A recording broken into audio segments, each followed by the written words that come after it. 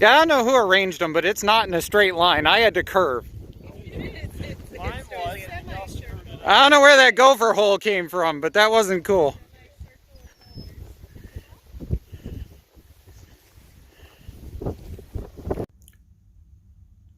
I don't really have time to do a how-to video on this one, so this is going to end up more as a this is what I did, and so the rest of this is going to be after video most likely. We've got some issues and some damage that we need to go and fix before the next trail ride. Cosmetically, this has just got to go. What happens is when this bounces forward, when I hit a major bump, it smashes this piece into the top of the winch. It just is what it is. It needs to go away. So we're going to take this and we're going to cut it off here. And I'm going to probably take this plate because I like it. And I'm going to probably just reinforce across the front of this piece under here. Just because this has been here for a long time and I kind of like the way it looks. So otherwise than that, mechanically, everything went okay, kind of. The pulley for the clutch assembly underneath is one of the original plasticky pulleys. One of these. And it just plain can't take the extra tension of the spare MTD clutch spring. So we're going to upgrade to one of these commercial ones. And I'll post a link for this in the description in case anybody else needs ones. What's going on with all this? Well, we've got this $60 rack. I'll post another link for this. We ordered this off of Amazon. And what we're going to do is John should be able to come along on the next ride. So we're going to take this. We're going to mount it in here, which is going to give it a big booty. This weighs more than I would really like to have sitting out that far. But the idea is going to be to have this jump seat in there. Take this really big seat out and put this really thin 17-inch wide. That seat there is almost 21 inches wide. This is a regular stock little Craftsman seat that's only 17 inches wide. The other thing is it's got rounded edges. So if John has his legs sitting down across the side, they should bounce out and off of it if the seat comes down. Whereas right now this, yeah, that would hurt if that came down on somebody's leg. So his legs will be able to skew to either side, and we should be able to go and shift and everything. That's the goal anyway.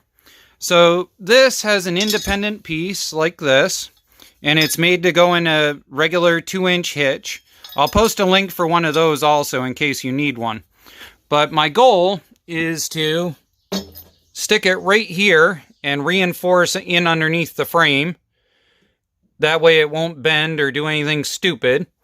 And then that way we can simply bolt this on when we need it for carrying stuff.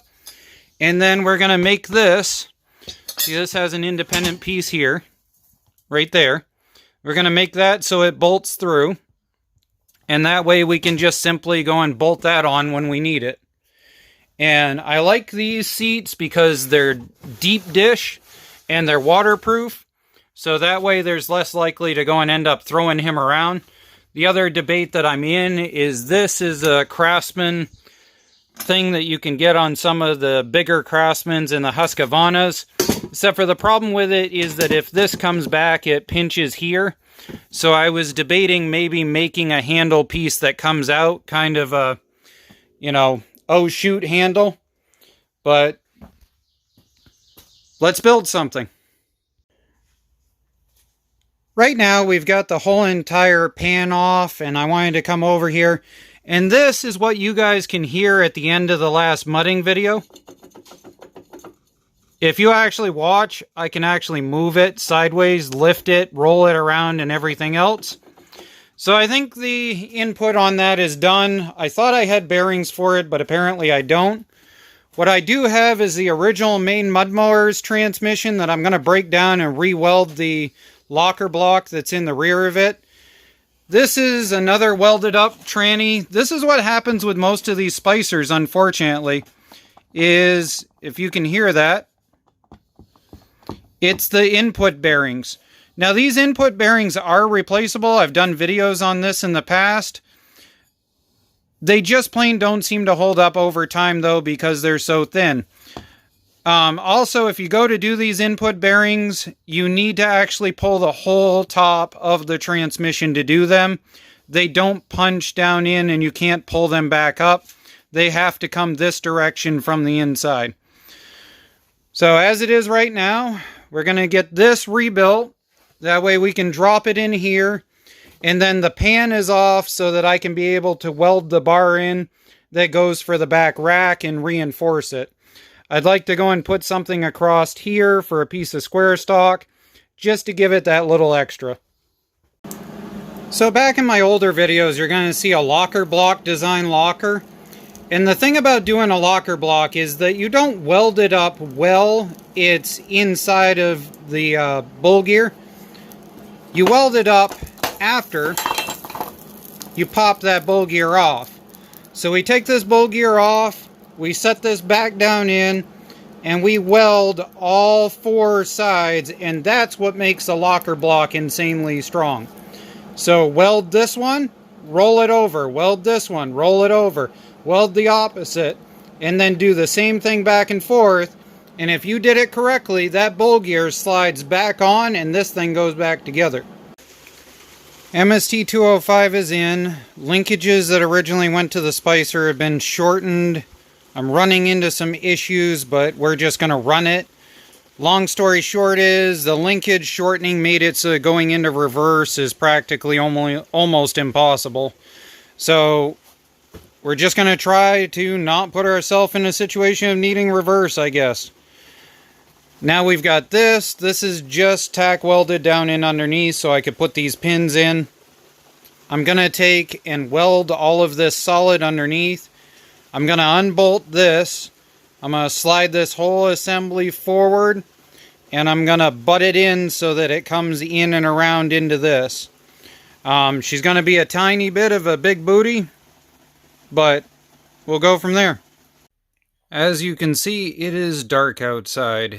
It is 12:05 at night, officially 12 hours later from starting this project.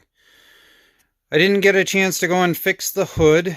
I've actually decided I'm probably just going to leave it that way until I can make a clasp or something up here. We've got the belts and stuff figured out. Everything's all put together, and we've got the double up seat done.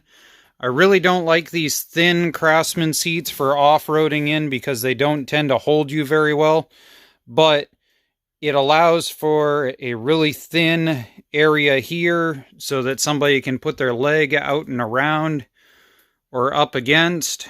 And we've got the rack cut out. This eventually needs to get a welded cap piece on it so that nobody catches anything. But here we are. We've got that. The camera mount is actually still literally drying right now with 5-minute epoxy. And that is bolted on. That's got a reinforcement. Obviously, I haven't had a chance to paint anything, but we're going to fire it up in the morning and do a double check.